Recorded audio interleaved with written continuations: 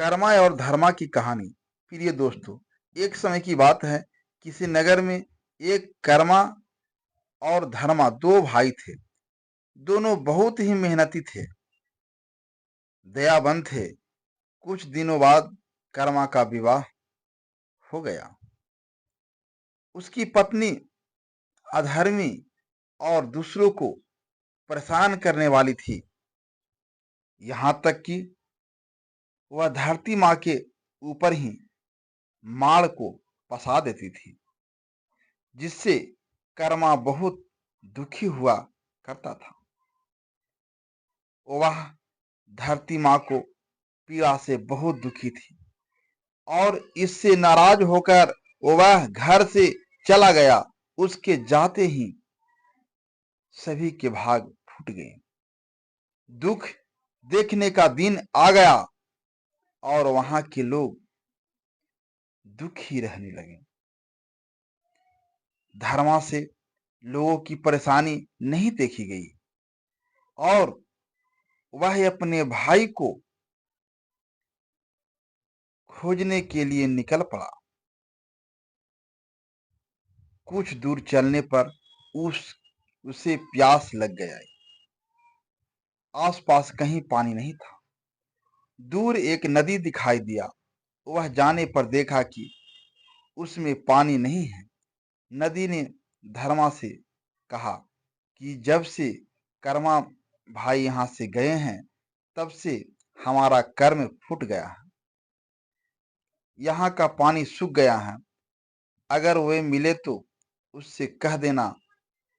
कुछ दूर जाने पर एक आम का पेड़ मिला। उसके सारे फल झड़े हुए थे। उसने भी धर्मा से कहा कि जब से कर्मा गए हैं, तब से हमारा फल ऐसे ही बर्बाद हो जाते हैं। अगर आपके वे मिले तो उनसे कह दीजिएगा और उनसे उपाय पूछकर हमें बताइएगा। धर्मा वहां से आगे बढ़ गया। आगे उसे एक वृद्ध व्यक्ति मिला। उन्होंने बताया कि जब से कर्मा यहाँ से गया है, उनसे सर के बोझ अब तक नहीं उतरे, जब तक 3-4 लोग मिलकर न उतारे।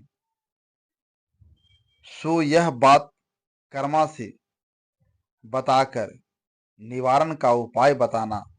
धर्मा वहां से भी आगे बढ़ गया। आगे उसे एक महिला मिली। उसने बताया कि जब वे गए हैं, तब से खाना बनाने के बाद बर्तन हाथ से चिपक जाते हैं और इसके लिए क्या उपाय करें। धर्म आगे चल पड़ा। चलते चलते एक रेगिस्तान में जा पहुंचा।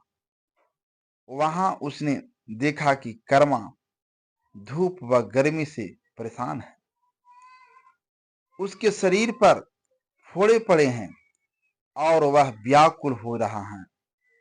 धर्मा से उसकी हालत देखी नहीं गई और उसने कर्म से आग्रह किया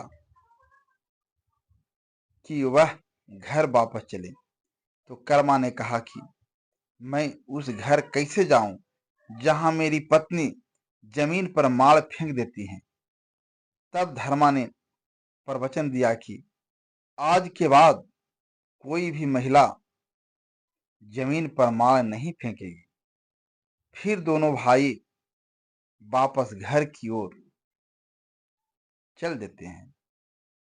तो उसे सबसे पहले वह महिला मिली जिसने कर्मा ने कहा कि तुमने किसी भूखे को खाना नहीं खिलाया था, इसलिए तुम्हारे साथ ऐसा हुआ है।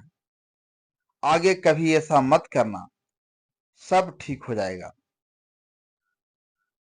अंत में नदी मिला तो कर्मा ने कहा कि तुमने किसी प्यासे को साफ पानी नहीं दिया था, इसलिए आपको नदी में पानी सूख गया है। आगे कभी किसी को गंदा पानी मत पिलाना। आगे कभी ऐसा मत करना। तुम्हारे पास कोई आए तो साफ पानी पिलाना।